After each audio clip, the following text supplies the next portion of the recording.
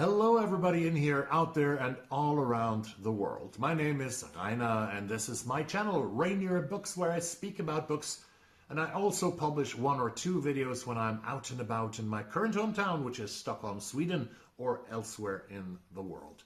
Today, a single review about Kevin Barry's short collection, That Old Country Music, that was published in 2020. The first book by Barry that I read was Night Boat to Tangier, that was longlisted for the Booker Prize in 2019. And this was about two Irish gangsters, Charlie Redmond and Maurice Hearn from Dublin. They are in the Spanish town of Algeciras and wait for Maurice's missing daughter, who's supposed to come from Tangier by boat. Strong, uncommon characters with amazing conversations. Strong and uncommon characters are also what we find in That Old Country Music, and it's 11 stories that mostly play out in rural Ireland. During my trip recently to the Emerald Isle, I have been to Cork City, to Galway and Dublin, and we traveled a lot by bus and train, and also did the very touristic Ring of Kerry, which goes through remote places and wild landscapes. In Galway, they have the Wild Atlantic Way, and in these smaller places, we meet Kevin Barry's characters. In the coast of Leitrim, there is Seamus Ferris, who falls in love with a Polish waitress down in Carrick. Quote, "At 35 years of age, Seamus Ferris was by no means setting the night on fire at the damp old Pebble Dash cottage on Dromort Hill, but he had no mortgage nor rent to pay, and there was money from when the father died. A bit more again when the mother went to join him. Also the redundancy payment from Redtech and some dole. He had neither sister nor brother, and was a little stunned at this relatively young age to find himself on a solo run through life. He had pulled back from his friends too, which wasn't much of a job, for he had never had closed ones." Seamus and Catherine, aka Katarzyna, the Polish waitress, they are two lost souls coming together and coming apart in this lovely opener of this book. Ox Mountain Death Song is a masterful version of an American murder ballad, I guess, playing in the Ox Mountains in Ireland on the Sligo-Mayo border. 65-year-old Sergeant Tom Brown is trying to hunt down Canavan, a charismatic felon who has fathered numerous children, but who has recently been diagnosed with terminal cancer.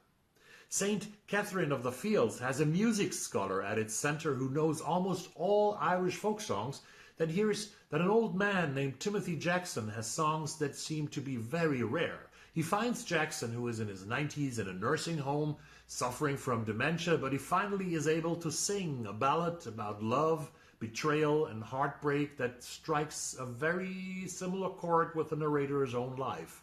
A story that is a wonderful tribute to Irish stories, to the oral tradition of Irish stories, and to the stories told in an a cappella song.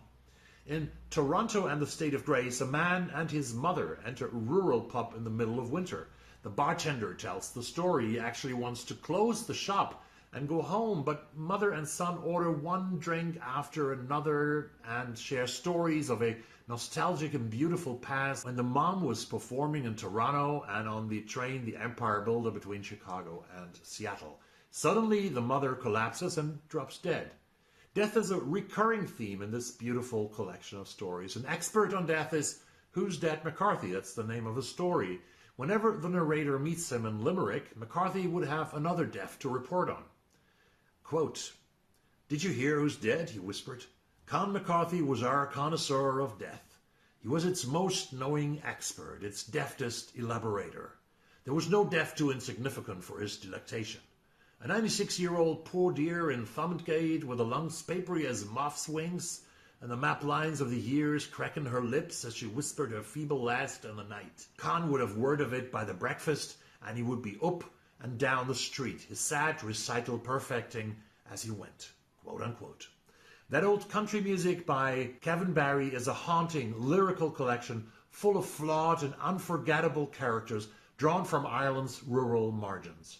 Kevin Barry's voice is rooted in an old oral tradition, rhythmic, darkly funny, and richly poetic.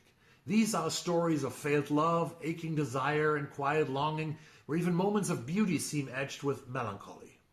Death looms casually around the corner, humor slips in unexpectedly as always with Barry, and people stumble through their lives as if following the verses of half-remembered ballads. Barry captures something timeless about place, loneliness, and the strange, sad joy of being human. And this makes me want to read more by this author. Have you read Kevin Barry? Please let me know in the comments down below. And don't forget to subscribe to this amazing channel. And I hope to see you very soon here. Bye.